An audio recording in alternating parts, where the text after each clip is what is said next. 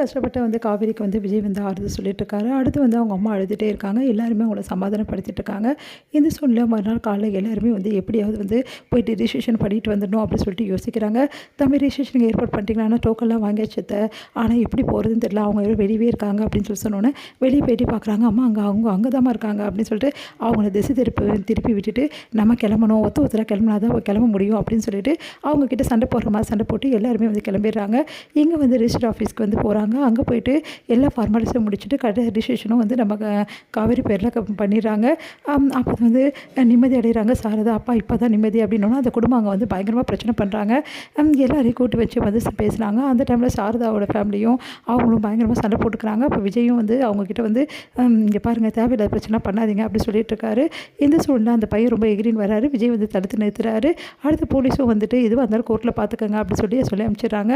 இதனால் அந்த குடும்பம் செமையாக டென்ஷன் ஆகிறாங்க. இல்லைடா, அந்த பங்கை வாங்காமல் அவங்கக்கிட்ட விடவே கூடாது. ஆமாம், நம்மளுக்கு சேர வேண்டிய பங்கை அவங்கக்கிட்ட எப்படியாவது வாங்கணும். இங்கே இருந்தால் வாங்க முடியாது, அவங்க எங்கே இருக்காங்க அங்கே தான் போகணும் அப்படி சொல்லிட்டு முடிவு பண்ணுறாங்க எல்லாருமே. இங்கே விஜய் என்ன பண்ணுறாரு, காவேரி கிட்ட, காவேரி நீ அதை பற்றி யோசிச்சுட்டே இருக்காத காவேரி அப்படின்ட்டாரு. இல்லைங்க, என் மனசு தாங்கலைங்க. இப்போ நடந்த விஷயத்தை எல்லாத்தையும் பற்றி நான் யோசிச்சு எனக்கு குழம்பி போதுங்க.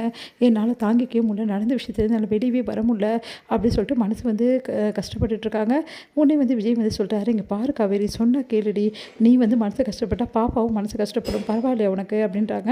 அதை கேட்டுட்டு எனக்கு அதுலேருந்து மீள முடியலங்க. என் அப்பா இந்த மாதிரி துரோகம் பண்ணதை என்னால் தாங்கிக்கவே முடியல. என் அப்பா ஏங்க இப்படி பண்ணார்?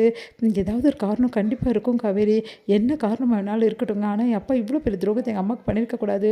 எங்கள் எல்லோரும் ஏமாற்றிட்டாரு, அவர் அப்பான்னு சொல்கிறதுக்கு எனக்கு அசிங்கமாக இருக்குது அப்படின்னு மாதிரி ஃபீல் பண்ணிகிட்ருக்காங்க. உடனே காவேரி சொன்னால் கேளு காவேரி, காவேரி மனசை எப்படியாவது மாற்றி ஆகணும். காவேரி இப்படியே இருந்தான்னா என்ன ஆகிறது உடம்பு அப்படின்னு சொல்லிட்டு விஜய் யோசனை பண்ணுறாரு. காவேரி, இப்போ நான் என்ன பண்ண போகிறேன், என்ன பண்ண போகிறீங்க, நீங்கள் என்ன வேணாலும் பண்ணிக்கிங்க அப்படின்றாங்க. உடனே ஏய் காவேரி, நான் என்ன பண்ண போகிறேன் அப்படின்னு சொல்லிட்டு அப்படியே அழைக்க தூக்குறேன். என்னங்க நீங்கள் என்னை போய் தூக்குறீங்க அப்படின்றாங்க.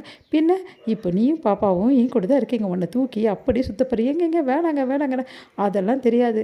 நீ மறுபடியும் என்கிட்ட நல்லா பேசுகிற வரைக்கும் நான் இப்படி தான் பண்ணுவேன் அப்படி சொல்லிட்டு தூக்கி விளையாடிட்டு இருக்காரு. உடனே விடுங்கன்றாங்க. என்னங்க நீங்கள் இப்படிலாம் பண்ணிகிட்டு இருக்கீங்க அப்படின்னு. பாப்பா உள்ளுக்குள்ளே இருக்குல்ல அப்படின்னு. அதனால தான் பொறுமையாக தூக்குறேன். இங்கே பாரு, நீ சிரிக்கணும், நீ சிரி, அப்புறமா நான் இந்த விளையாட்டை நடத்துகிறேன்னொன்னே. இப்போ என்ன சிரிக்கணும் போதுமா ஈன் அப்படின்றாங்க. நல்லாவே இல்லை காவேரி, நல்லா இல்லையா? அப்போ நான் நல்லா இல்லையா உங்களுக்கு? நல்லாவே இல்லை, போ, இன்னும் கொஞ்சம் நல்லா இன்னும் பயங்கரமாக சிரிக்கிறாங்க. போங்கங்க நீங்கள் வேறு அப்படின்றாங்க. காவேரி, பாப்பாவுக்கு இப்போ அசைவுகள் இருக்குன்னு சொன்னல, இப்போ நான் காது வச்சு பார்க்கட்டுமா? அசைவுகள் தெரியும். ஏங்க காது வச்சு பார்த்தா எப்படிங்க தெரியும்? ஏதாவது சத்தம் வருதா பார்க்குறோம். சரி, கை வச்சு பார்க்குறேன் அப்படி சொல்லிட்டு பாப்பா கூட பேசுகிறார். பாப்பா, பார்த்தல உன் அம்மா எப்போ பார்த்தாலும் சோகமாகவே இருக்கா, சொல்லு பாப்பா அவகிட்ட, சோகமாக இருக்கக்கூடாதுமா, அப்போ நானும் சோகமாகிடுவேன் அப்படின்னு சொல்லிட்டு உடனே காவேரி, ப்ளீஸ் டி, நீ சந்தோஷமாக இருந்தால் தான் பாப்பாவும் சந்தோஷமாக இருக்கும், பாப்பாக்காக சந்தோஷமாக இருடி ப்ளீஸ் டி அப்படின்னோடனே. சரி நான் சந்தோஷமாக இருக்கேன் போதுமா, பாப்பாக்காகவும் உங்களுக்காகவும் அப்படின்னோடனே சிரிக்கிறாங்க நம்ம விஜயும் காவேரியும் ரெண்டு பேரும் சேர்ந்து. அடுத்து எங்கள் தாத்தா காவேரி கூப்பிட்டு பேசுகிறாரு. காவேரி, இங்கே பாருமா, நடந்த விஷயத்துலேருந்து வெளியே வாமா, உன் அப்பானா உனக்கு ரொம்ப முக்கியம்னு எனக்கு தெரியும், உன் அப்பா மேலே நீ எந்த அளவு அனுபவிச்சிருந்தேன்னு எங்களுக்கு தெரியும், இந்த மாதிரி நடக்கணும் யாருமே எதிர்பார்க்கல, அதனால் நீ சகஜமாக இருக்கணும் காவேரி, அப்போ தான் விஜய் ரொம்ப மனசு கஷ்டத்தோடு இருக்கான் அவனை நினச்சி அப்படின்னோடனே. சரிங்க தாத்தா அப்படி சொல்லிட்டு காவேரி சொல்லிட்டு இருக்காங்க. அந்த ஃபேமிலி என்னம்மா, எங்கே இருக்காங்க, அவங்கள பற்றி ஏதாவது தெரியுமான்னு. தெரியல தாத்தா அப்படின்னு சொல்லிகிட்டே இருக்காங்க. உடனே அவங்க சித்தப்பாங்க வராரு. நான் எவ்வளவோ சொன்னேன், இதெல்லாம் வேணான்னு சொல்லிட்டு யாராவது கேட்டிங்களா? இப்போ வில்லங்க இருக்க சொத்தையே வாங்கியிருக்கீங்க அப்படின்றாங்க. அதை கேட்டுட்டு என்ன நீங்கள் இப்படி பேசுகிறீங்க, என்ன வில்லங்கம் அப்படி சொல்லிட்டு டென்ஷனாக வராங்க நம்ம காவேரி.